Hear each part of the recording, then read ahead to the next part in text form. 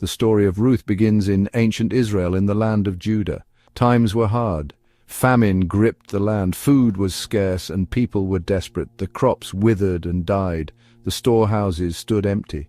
Among those suffering were a man named Elimelech, his wife Naomi, and their 2 sons, Mahlon and Chilion. Elimelech, driven by desperation, made a difficult decision. He decided to leave Bethlehem, the city of bread. He packed up his family and their meager belongings. They journeyed east towards Moab, a land known for its fertile fields and abundant harvests. They sought refuge from the famine, hoping to find sustenance and a future for their family. Little did they know, their journey would lead them down an unexpected path filled with both sorrow and unexpected blessings. The journey to Moab was long and arduous. The sun beat down on them during the day. The nights were cold and filled with uncertainty. But through it all, Naomi held on to hope. She prayed for strength for her husband and sons. She prayed for God's guidance and protection. She believed that even in the midst of hardship, God would provide for them. Life in Moab was not easy for Elimelech and his family. They were strangers in a foreign land. They struggled to adapt to the customs and language. They faced prejudice and hardship. Elimelech found work as a laborer, but it was backbreaking and poorly paid.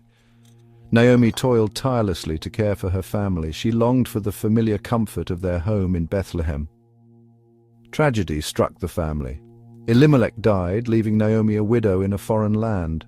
Her sons, Mahlon and Chilion, eventually married Moabite women, Orpah and Ruth. For a time there was a semblance of normalcy in their lives. Naomi found solace in the company of her daughters-in-law. They shared their hopes and dreams for the future. However, fate had other plans. Tragedy struck again, claiming the lives of both Mahlon and Chilion. Now Naomi was left with nothing but her grief and her 2 daughters-in-law. The weight of her losses threatened to crush her. She felt utterly alone and abandoned in the world. In her grief and despair, Naomi decided to return to her homeland of Bethlehem. She had heard that the famine had ended, and she longed for the comfort of familiar surroundings. She urged her daughters-in-law, Orpah and Ruth, to return to their own families and start new lives. She kissed them both, and with tears streaming down her face, she said, "Go back, my daughters. May the Lord bless you with new husbands and happy homes." Orpah, heartbroken, eventually agreed to return to her people. She wept as she embraced Naomi one last time and turned back towards Moab. But Ruth, much to Naomi's surprise, refused to leave her side. She clung to Naomi and declared her unwavering loyalty. "Don't urge me to leave you," Ruth pleaded. "Where you go, I will go, and where you stay, I will stay. Your people will be my people, and your God my God. Where you die, I will die, and there I will be buried. May the Lord deal with me, be it ever so severely, if even death separates you and me." Naomi, touched by Ruth's unwavering loyalty, finally agreed to let her come. They set out together on the long journey back to Bethlehem, their hearts heavy with grief, but also with a glimmer of hope for a new beginning. News of their arrival spread quickly through the town. Women gathered at Naomi's door, eager to hear of her travels and offer their condolences. "Can this be Naomi?" they asked, marveling at her changed appearance. Naomi, weary from her journey and still deep in mourning, replied bitterly, "Don't call me Naomi," she said. "Call me Mara, because the Almighty has made my life very bitter. I went away full, but the Lord has brought me back empty. Why call me Naomi? The Lord has afflicted me, the Almighty has brought misfortune upon me." With the barley harvest underway, Ruth sought permission from Naomi to glean in the fields. She hoped to gather enough grain to feed herself and her mother-in-law. Gleaning was a common practice in those days, allowing the poor and widowed to collect leftover grain from the edges of the fields. As fate would have it, Ruth ended up gleaning in the fields of a wealthy landowner named Boaz. He was a relative of Elimelech, Naomi's deceased husband. Boaz was a man of great kindness and integrity, known for his generosity and fairness. He noticed Ruth's diligence and hard work and inquired about her identity. When he learned that she was the Moabite woman who had shown such unwavering loyalty to Naomi, he was deeply moved. He instructed his workers to treat her with kindness and respect, even going so far as to order them to leave extra grain for her to gather. Section 6. The Kinsman-Redeemer's Role. As weeks turned into months, a deep bond grew between Ruth and Boaz. He was drawn to her quiet strength, her unwavering faith, and her compassionate heart. Naomi, witnessing their growing affection, recognized Boaz as a potential redeemer for Ruth and their family line. In ancient Israelite culture, a kinsman-redeemer was a close relative who had the responsibility to care for a widow and her land. He could choose to marry the widow, preserving her husband's name and inheritance. This was a sacred duty rooted in compassion and justice. Naomi, filled with hope, devised a plan. She instructed Ruth to approach Boaz discreetly and appeal to his sense of duty as a kinsman-redeemer. It was a bold and risky move, but Ruth trusted Naomi's wisdom. Section 7. A blessed union and a lineage of hope.